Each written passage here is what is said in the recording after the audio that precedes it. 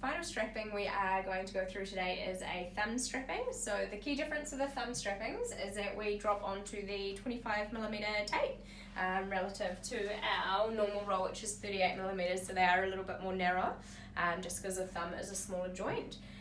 With the thumb, I typically do majority of my strappings with the EAB, which has a little bit of flexibility in it, unless there's a really unstable ligament injury where we would use the rigid tape.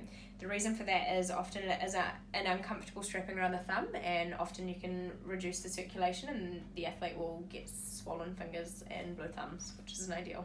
So to start off with, athlete is going to hold their hand up here. And if you think of the thumb, so most thumb injuries are when the thumb is drawn out to the side, so often you do damage the ligament coming in through the inside of the thumb. So the aim of the strapping is that we're going to hold the thumb a little bit closer to the palm.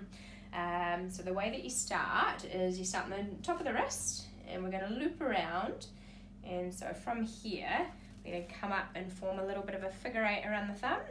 And with that thumb knuckle we start below the joint, and then this is where you apply your tension as you come down. Coming up around the top, covering a little bit more of that joint, and coming down, and normally 3 is plenty, and coming down. So that would be a thumb strapping with the EAB. One of the key things around circulation is just make sure that you pinch coming in through the nail or in through the tip of the finger, and just make sure that that blood comes back into there, otherwise it will be too tight. If you do it too tight, you can also get in with scissors and just cut small slits in through here, which will take some of the pressure off. So that's with the EAB, but yeah, otherwise you can use the rigid tape to do a firmer strapping.